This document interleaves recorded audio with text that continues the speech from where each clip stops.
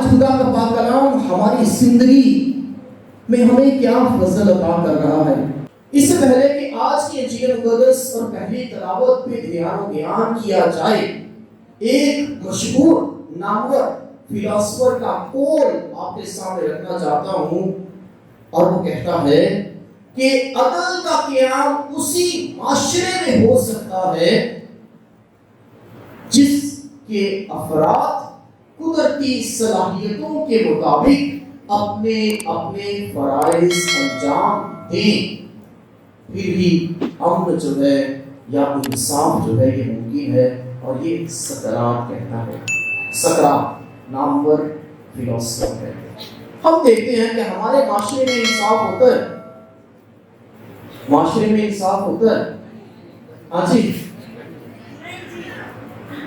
آپ کو انصاف لینے کے لیے بار بار جو ہے وہ ٹھوکریں کھانی پڑتی ہیں، تاریخ پہ تاریخ دی جاتی ہے، اور جب انصاف کی بات کی جاتی ہے، حق کی بات کی جاتی ہے، راستے کی بات کی جاتی ہے، تو کیا خوب کہتا ہے کہ عدل کا قیام اسی معاشرے میں قائم ہو سکتا ہے جس کے افراد قدرتی صلاحیتوں کے مطابق۔ قدرتی صلاحیتیں کیا ہوتی ہیں؟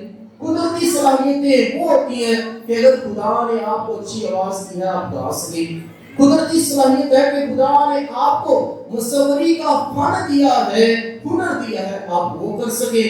قدرتی صلاحیت ہے کہ اگر خدا نے آپ کو لکھنے کا فن دیا ہے آپ لکھ سکیں۔ خدا نے آپ کو بولنے کا فن دیا ہے تو اچھی بات کر سکیں، بری نہیں۔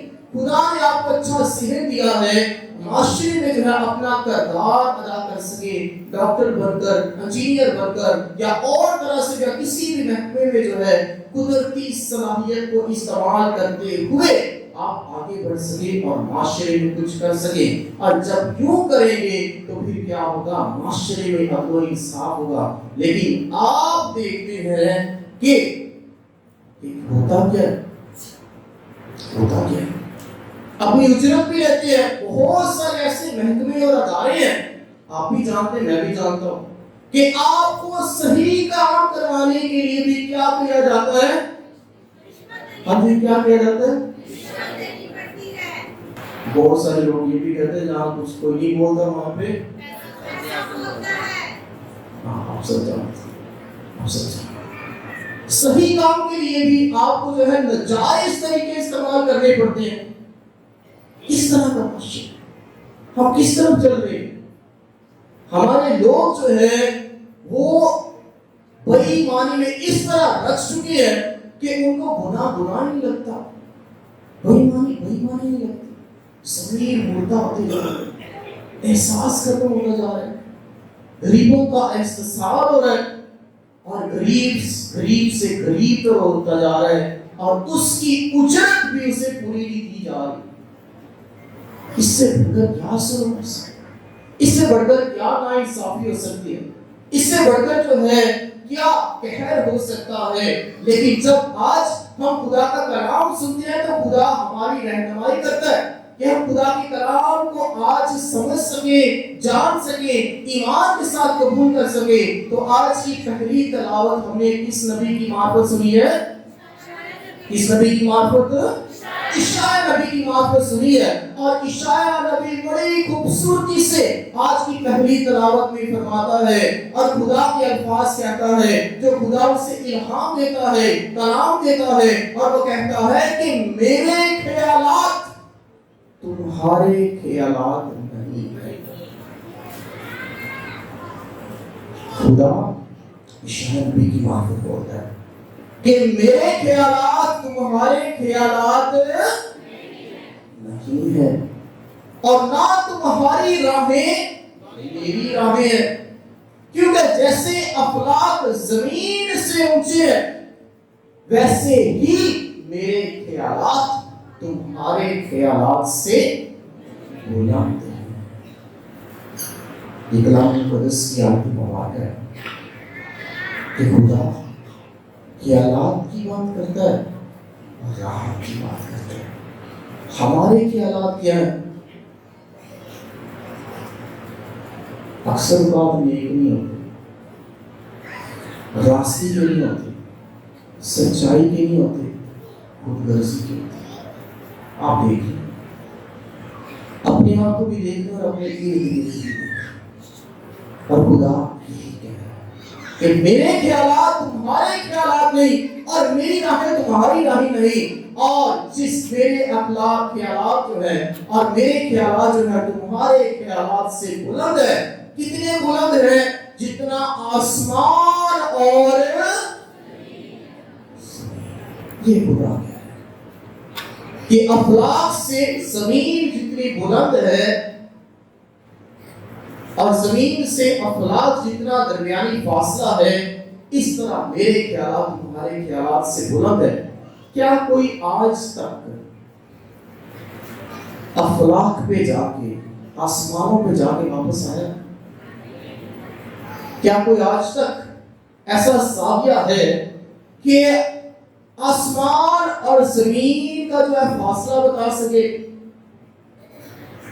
ہاں جی, کیا کوئی یہ بتا سکتا ہے کہ خدا ہم سے کتنی دور ہے؟ ہاں جی, کہ ایمان پہ پہنچ سکے. ہم جانتے بھی نہیں کہ خدا ہم سے کس قدر قریب تر ہے. کہ آپ کے ایمان پہ, اگر آپ کا ایمان مضبوط ہے تو خدا آپ کے بالکل قریب تر ہے, آپ کی سوچ سے بھی بڑھ کر. اگر آپ کا ایمان نہیں ہے تو خدا آپ سے بہت دور ہے, تو خدا آپ سے بہت دور ہے. بس آج کا کلام جو ہے جب ہم سنتے ہیں کہ اشعیا نبی فرماتا ہے کہ میرے خیالات تمہارے خیالات نہیں اور تمہاری راہیں میری راہیں نہیں. جیسے افلاک زمین سے ان سے اونچے ہیں ویسے ہی میری راہیں تمہاری راہوں سے مختلف ہیں, اور میرے خیالات تمہارے خیالات سے مختلف ہیں, بلند ہے. خدا کے خیالات بلند ہے. بس خدا کے کلام میں لکھا ہے کہ آسمان اس کا تخت اور زمین اس کے پاؤں کی چوکی ہے.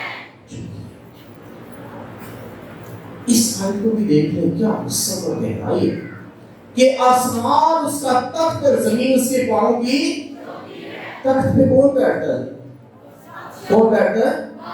اور خدا یسوع کے بارے میں کیا لکھا ہے کہ وہ بادشاہوں کا بادشاہ ہے اور وہ شہنشاہوں کا شہنشاہ ہے. اور خداوند کے کلام میں لکھا ہے جبرائیل فرشتہ جب مقدسہ ماں مریم کے پاس آتا ہے تو کیا کہا کہ دیکھ میں اس کے باپ داؤد کا تخت اسے اور اس کی بادشاہت کا کبھی آخر اس کی بادشاہت کا کبھی آخر اس کی بادشاہت کا آخر. اور جب خدا کے کلام میں ہم پڑھتے ہیں کہ آسمان اس کا تخت اور اس تخت پہ کون ہوگا؟ خداوند یسوع کہ اس کی بادشاہت کا کبھی آخر اور وہی بادشاہوں کا اور وہی شہنشاہوں کا شہنشاہ ہے.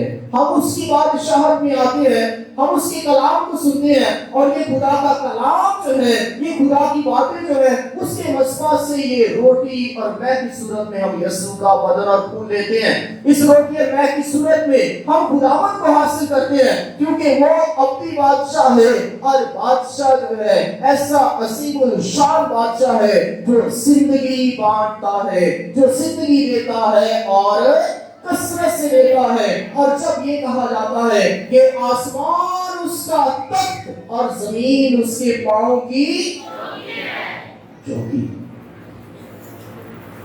آپ میں سے کئی لوگ جب کسی چوکی سے گزرتے ہیں, چاہے وہ رینجرز کی چوکی ہو یا پولیس کی چوکی ہو یا کسی اور احساس ادارے کی چوکی ہو, تو وہاں پہ کیا لکھا ہوتا ہے؟ ٹھہریے اپنی آزمایا جاتا ہے, تلاشی بھی لی جاتی ہے, دیکھا جاتا ہے کہ یہ شخص ہے کہ وہ اچھا شخص ہے یا شخص. اور یہ زمین پہ بھی ایسی ہے. جب خدا کے کلام میں لکھا ہے کہ زمین اس کے پاؤں کی چوکی ہے, تلاشی کروانا اچھا لگتا ہے. کئی ایسے پورے آف پر کرتے ہیں, ہاں جی یہ لوگ, اور کئی جو ہے اگر تو وہ برا شخص ہے وہ ڈر جاتا ہے, بھائی پاس لیا یعنی آج یعنی کہ یہ. اور جب یہ کہا جاتا ہے زمین اس کے پاؤں کی چوکی ہے تو ہم دیکھتے ہیں کہ چاہے یہ چوکی جو ہے کسی بھی ادارے کی ہو تو کیا ہوتا ہے انسان کی آزمائش ہوتی ہے, اس کی شناخت ہوتی ہے, کیونکہ خدا کی یہ رحمت ہے کہ جیسے کہتے ہیں کہ وہ اپنا سورج نبوت پہ چمکاتا ہے, اپنا میغ راست باز اور ناراست باز کے برساتا ہے. یہ اس کی رحمت ہے کہ اس نے بے شک ہمیں اچھا پیدا کیا. کوئی بھی شخص پیدائشی طور پہ برا نہیں ہوتا, کوئی بھی انسان پیدائشی طور پہ برا نہیں ہوتا. یہ انسان کا معاشرہ ہے یا انسان خود ہے جو اسے برا بناتا یا بنتا ہے. یہ ہم پہ منحصر ہے کہ ہم جو ہے خدا کی رحمتوں کے شکر گزار ہیں یا نا شکر گزار ہیں, خدا کے کلام کے مطابق زندگی گزارتے ہیں یا نہیں گزارتے ہیں. ہم سے یہ جو ہے ہمارے پہ منحصر ہے کہ ہم جو ہے کس طرح جو ہے خدا میں بڑھتے ہیں یا شیطانی کاموں کی طرف جاتے ہیں. بس چوکی پہ کیا ہوتا ہے, چوکی پہ جو ہے آپ کی شناخت کی جاتی ہے, آپ کی تلاشی کی جاتی ہے کہ آپ اچھے ہیں یا برے ہیں. اور پھر جو ہے اگر تو اچھے ہیں تو آپ کو گزرنے دیا جاتا ہے, اگر اچھے نہیں ہے تو پھر کیا ہوتا ہے, روک دیا جاتا ہے. اور جب زمین کی بات کی جاتی ہے کہ زمین اس کے پاؤں کی چوکی ہے, اور اس چوکی پہ کیا ہوتا ہے, آپ کی آزمائش ہوتی ہے. کئی دفعہ بیماری کی صورت میں, غربت کی صورت میں, یا اور طرح سے آپ کے ایمان کے تحت آپ کو کئی دفعہ ستایا بھی جاتا ہے, کیونکہ آپ کی یہ آزمائش کا وقت ہے, آپ کی شناخت کا وقت ہے. اور یہ شناخت کا وقت کیسے ہے کہ خدا کے کلام میں بھی اس کے بارے میں لکھا ہے کہ جان جائے تو جائے لیکن ایمان نہ جائے, جان جائے تو جائے لیکن ایمان نہ جائے. یعنی ایمان کے تحت ہی انسان صادق ٹھہرتا ہے, ایمان کے تحت ہی انسان جو ہے ہمیشہ کی زندگی کے لیے چن لیا جاتا ہے. اور خدا یسوع مسیح نے جتنے بھی معجزات کیے اس نے کہا کہ جا تیرے ایمان نے تجھے بچا لیا ہے. اور جب خدا کے کلام سے ہم آج سیکھتے ہیں حقیقی شناخت کے بارے میں, اس زمین پہ رہتے ہوئے اس چوکی کے بارے میں, تو خدا کے کلام کی جب پہلی تلاوت پڑھتے ہیں تو اس زمین پہ رہتے ہوئے ہمارے خیالات بدلتے رہتے ہیں. کبھی ہم خدا کی طرف ہو جاتے ہیں اور کبھی ہم خدا سے دور بھی ہو جاتے ہیں. جب خیالات کی بات کی جاتی ہے تو عیسیٰ نبی جو ہے وہ تمام بنی اسرائیلیوں سے کہتا ہے کہ خدا کا فرمان ہے کہ میرے خیالات تمہارے خیالات نہیں ہیں. اور جب خیالات کی بات کی جاتی ہے تو سائنس کے مطابق, سائیکولوجی کے مطابق, doctor Fred Lister at Stanford University سے جس کا تعلق ہے, یہ شخص ہے, اور بھی بہت ساری ریسرچ ہے کہ ایک دن میں ایک انسان کو کتنے خیالات آتے ہیں, کتنے خیالات. تو نمبر بتاتا ہے 60,000, 60,000 خیالات آپ ایک دن میں آپ کو یہ اس ذہن میں آتے ہیں. اچھے بھی ہو سکتے ہیں, برے بھی ہو سکتے ہیں. اور ان خیالات کی اقسام کون سی ہوتی ہیں؟ بے شمار اقسام ہے. بنیادی 3 کا نام لینا چاہتا ہوں. ایک ہوتا ہے لاجیکل تھنکنگ, جسے انالیٹیکل تھنکنگ بھی کہا جاتا ہے, یعنی انسان جو ہے سوجھ بوجھ کے ساتھ پرکھ کر کے چیزوں کا فیصلہ کرتا ہے. دوسرا ہے کریٹیکل تھنکنگ. کئی لوگوں کو آپ نے دیکھا ہوگا جی کوئی اچھائی کا انہوں نے کہنا نہیں جی تسی ساڈا کیتا ہی, ہاں تنقید کرنا. کئی اس طرح کے کئی لوگ ہوتے ہیں, دوسری قسم سوچنے کی. اور تیسری جو ہے وہ ہے کریٹیو تھنکنگ. سوچنے کی یا خیالات کی تیسری قسم ہے کریٹیو. اور یہ کون ہوتے ہیں؟ جو معاشرے میں اچھا کردار ادا کرتے ہیں, کچھ نہ کچھ ایجاد کرتے ہیں, کچھ نہ کچھ اپنی کلیسیا, اپنے چرچ, اپنے لوگوں کے لیے کرتے رہتے ہیں. اور یہ ہوتے ہیں کریٹیو تھنکنگ, یعنی معاشرے میں کنٹریبیوٹ کرنے والے. کئی ہوتے ہیں کریٹیکل تھنکنگ جو دوسروں کو نیچا دکھانے والے ہوتے ہیں, اور کئی ہوتے ہیں جو صرف اینالائز کرتے رہتے ہیں. بس یہ 3 اقسام ہے. اور اس کے بعد جو ہے جب خیالات کی بات کی جاتی ہے تو ہر انسان کو ایک پورے دن میں جو ہے وہ 60,000 خیالات آتے ہیں۔ پھر یہ ڈاکٹر جو ہے وہ کہتا ہے، جس کا نام ہے ڈاکٹر کا وہ ہے فریڈ لسکن، وہ کہتا ہے کہ یہ 60,000 خیالات میں سے 90% ایسے خیالات ہوتے ہیں جو ریپیٹیشن ہوتے ہیں، یعنی بار بار آتے رہتے ہیں، وہی بار بار دہرائے جاتے ہیں، ریپیٹیشن ہوتے ہیں۔ اور وہ ریپیٹیشن کیا ہوتے ہیں؟ آپ نے کئی لوگوں کو دیکھا ہوگا کہ وہ کسی کی برائی بھولتے ہی نہیں اور وہ بار بار اسے یاد کرتے ہیں۔ کئی لوگ ماضی میں رہتے ہیں اسی کے تحت، کئی لوگ مستقبل کے ابہام میں رہتے ہیں، کئی ماضی میں رہتے ہیں اور کئی مستقبل کے ابہام میں رہتے ہیں، اور بہت کم ہوتے ہیں جو موجودہ دن کا شکر ادا کرتے ہیں اور اس کو جیتے ہیں۔ اور جب اس بات کو ہم دیکھتے ہیں کہ یہ خیالات کے بارے میں بھی سائنس کیا کہتی ہے، سوچنے کے بارے میں سائنس کیا کہتی ہے، تو خدا فرماتا ہے کہ میرے خیالات تمہارے خیالات نہیں ہیں اور میری راہیں تمہاری راہیں نہیں ہیں۔ بس خدا کے خیالات ہمارے خیالات سے مختلف ہیں، چاہے کسی بھی زاویے سے دیکھ لیں، کسی بھی طرح سے دیکھ لیں، کسی بھی سوچنے کی جو ہے قسم ہے اس سے لحاظ سے دیکھ لیں، کیونکہ خدا جو ہے وہ رحیم اور مہربان ہے، وہ قہر کرنے میں دھیما اور شفقت کرنے میں غنی ہے، اور انسان کی سوچ اور خدا کی سوچ اتنی ہی دوری پر ہے جیسے افلاک زمین سے بلند ہے۔ بس آج جب ہم خدا کا کلام سنتے ہیں تو یہ خدا کا کلام سننے سے اور اس کے ساتھ ساتھ اگر کوئی شخص کہے کہ میں ساری انجیل مقدس کو حفظ کر لیا تو اس نے خدا کو سمجھ لیا۔ ہاں جی، کوئی شخص کہے کہ میں نے کلام کی 50 آیتیں یاد کر لی ہیں تو اس نے خدا کو سمجھ لیا۔ چاہے کوئی بھی فادر ہو، کوئی بھی بابو جی ہو، کوئی بھی پاسٹر ہو، کوئی بھی بڑے سے بڑا عالم ہو، اگر وہ بولے کہ میں نے ساری بائبل مقدس کو یاد کر لیا تو کیا اس نے خدا کو سمجھ لیا؟ یہ خدا کا پاک کلام ہے، خدا کی باتیں ہیں۔ شاباش۔ اور کیا ہے کہ یہ تیرا کلام میرے قدموں کے لیے چراغ اور راہ کے لیے، تیرا کلام میرے قدموں کے لیے چراغ اور راہ کے لیے، یہ خدا کی باتیں۔ اگر بچوں نے جواب دیا خدا کی باتیں، شاباش۔ یہ خدا کا پاک کلام، یہ خدا کا محبت بھرا پیغام ہے۔ یہ نبی جو کہ نبی پیغمبر جو خدا کی طرف سے چنیدہ تھے، ان کا تجربہ اور ان کا ایمان اور خدا کی باتیں اور پیغام اس کلام اقدس میں لکھا ہے۔ اس بائبل مقدس میں قوانین، قضائیں اور شریعت کا بیان ہے جو انسانوں کی ابیاری اور ان کی ایمانی تربیت اور نگہداشت کے لیے۔ یہ خدا کا پاک کلام جو ہے یہ زندگی بخش ہے، اور جیسے کلام اقدس میں لکھا ہے کہ تیرا کلام میرے قدموں کے لیے چراغ اور راہ کے لیے روشنی ہے۔ یہ کلام جو ہے یہ دل کو بھی بدلے، یہ خیالوں کو بدلے، یہ گمراہ انسان کی چالوں کو بدلے۔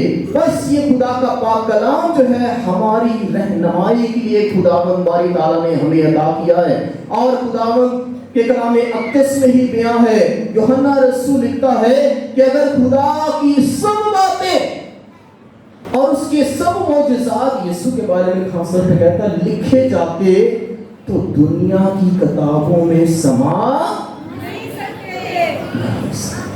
دنیا کی کتابیں ختم ہو جاتی جناب، پر خدا کے کلام، پر خدا کی باتیں اور خدا کے معجزات اور اس کی کرشمات جو ہے ان کتابوں میں سما نہیں سکتے۔ اور جب کلام مقدس جو ہمیں عطا کیا ہے اور خدا کی مرضی کو ہم جانتے ہیں تو خدا ہماری رہنمائی کرتا ہے کہ آج کے کلام اقدس سے ہم سیکھ سکیں، اور ضروری نہیں کہ ہم خدا کے کلام کو حفظ کر لیا تو ہم نے خدا کا تجربہ کر لیا۔ آپ ایک آیت کے ساتھ بھی اگر آپ نے حفظ کر لی اور عمل کر لیا تو آپ کی زندگی سنور سکتی ہے، آپ کی زندگی سنور سکتی ہے۔ اور خداوند آج کی انجیل مقدس میں تمثیل سناتا ہے. کیا خوبصورت تمثیل ہے کہ ایک مال کے مکا تھا, وہ کیا کرتا ہے, تڑکے نکلتا ہے اور پھر کیا کرتا ہے, مزدور لگاتا ہے.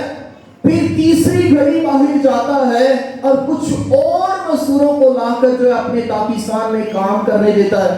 اور پھر جو ہے وہ چھٹی گھڑی جاتا ہے, پھر 9ویں گھڑی جاتا ہے, اور پھر جو ہے 11ویں گھڑی جو ہے وہ جاتا ہے اور مزدوروں کو لے کر آتا ہے. اور ہر دفعہ کیا سوال کرتا ہے, کیا تجھ کو کسی نے مزدوری پر نہیں رکھا؟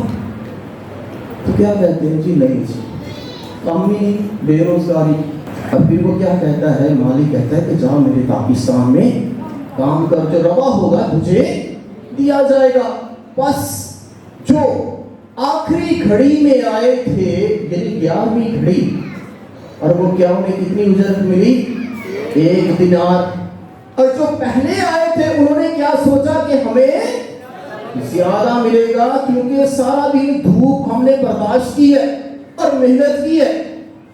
لیکن خدا دلوں اور گردوں کا جاننے والا ہے, ٹھیک ہے. اور جو پہلے آئے تھے انہیں کتنی اجرت ملی, 1 دینار. اور پھر وہ کیا کرتے ہیں, مالک پہ کڑکڑاتے ہیں, برا کہتے ہیں, حسد کرتے ہیں, نفرت کرتے ہیں, اور جو ہے وہ اس کا اظہار کرتے ہیں. اور جب اس کا اظہار کرتے ہیں تو پھر مالک کیا کہتا ہے کہ بھائی کیا میں نے تیرے ساتھ 1 دینار مقرر نہ کیا تھا, جو تیرا ہے لے, اور بس جو اول ہیں وہ آخر ہو جائیں گے اور جو آخر ہیں وہ اول ہو جائیں گے. اس ساری تمثیل کا بارے میں جب ہم بیان کرتے ہیں تو ایک شخص کی مثال دینا چاہتا ہوں کہ خداوند یسوع کی صلیب کے دائیں اور بائیں کون تھے, 2 ڈاکو اور گنہگار تھے. اس میں سے ایک کہتا ہے کہ اے خداوند جب تو اپنی بادشاہت میں آئے تو مجھے یاد رکھنا. اور خداوند یسوع سے کیا کہتا ہے کہ تو آج ہی میرے ساتھ آخری لمحہ ہے, ساری عمر گناہ میں گزار دی ہے. ڈاکو جو ہے برے کام کرتا رہے, لوگوں کو لوٹتا رہے, مارتا رہے, لیکن آخری وقت میں کیا کر لیتا ہے, توبہ کر لیتا ہے. توبہ کی جو ہے خدا دلوں کو سامنے, آخری وقت میں توبہ کر لیتا ہے.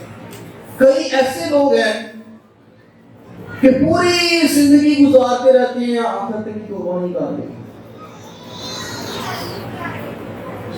آخر تک توبہ نہیں کرتے, آخری وقت میں بھی معاف نہیں کر سکتے.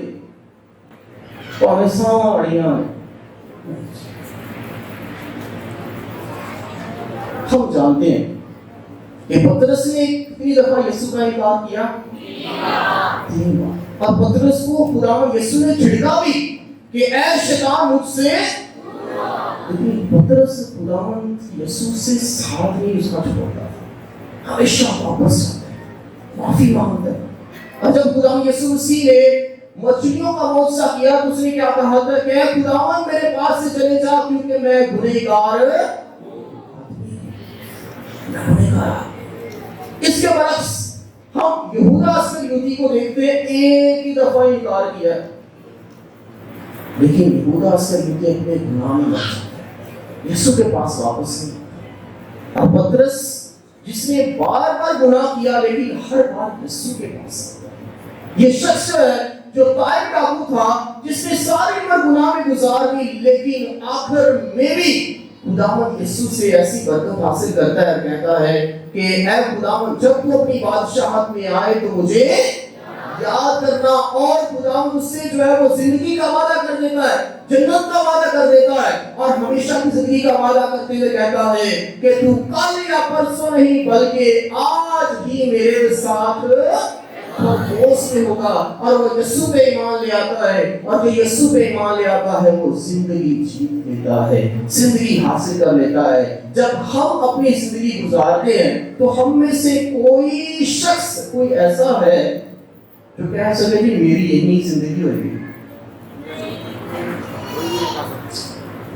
کوئی بھی طاقتور اسی بڑے بڑے وعدے کر رہے ہیں، بڑے بڑے گلاں کر رہے ہیں، کہیں کوئی تو کہتے ہیں کہ میرے تو واقعی کوئی نہیں.